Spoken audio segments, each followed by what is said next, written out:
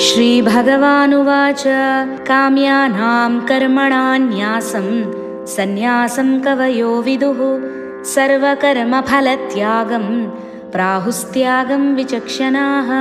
మానవులు ఏదో ఒక ఫలాన్ని ఆశించి కర్మలు చేస్తుంటారు. ఏ పూజ చేసినా, వ్రతం చేసినా సంకల్పంలో ఇష్టకామ్యార్థ సిద్ధిరస్తు అని జపిస్తూ ఉంటారు. కాబట్టి మానవుడు ఎల్లప్పుడూ ఏదో ఒక కోరిక కోరుకుంటాడు. ఆ కోరిక తీరడానికి పరమాత్మను ఉపాసిస్తాడు, అనేక కర్మలు చేస్తాడు.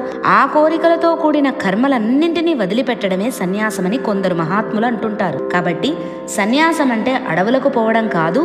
తాను ఏదైనా కోరికతో కర్మ చేయాలనుకుంటే ఆ కోరికతో కూడిన కర్మలను వదిలిపెట్టడం సన్యాసమని కొంతమంది వాదిస్తే, మరికొందరు తాను ఏ కర్మ చేసినా ఆ కర్మ ఫలాలని వదిలిపెట్టడమే త్యాగమని వాదిస్తున్నారు. కర్మల గురించి ఇదివరకు పరమాత్మ చెప్పాడు. కర్మలు 5 రకాలుగా విభజించబడ్డాయి. విహిత కర్మలు అన్నారు. అంటే వేదాలలో, శాస్త్రాలలో చెప్పబడిన కర్మలు.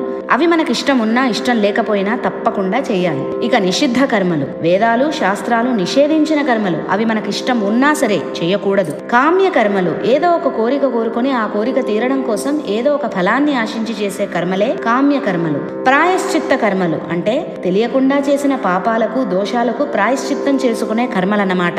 ఇక చివరిదైన 5వది నిత్య నైమిత్తిక కర్మలు. నిత్యం చేయవలసిన సంధ్యావందనం, అగ్నిహోత్రం మొదలైనవి. ఏదో ఒక నిమిత్తం గురించి అంటే ఉపనయనం, వివాహం, పర్వదినాలలో చేయవలసిన కర్మలు, పూజలు, వ్రతాలన్నమాట.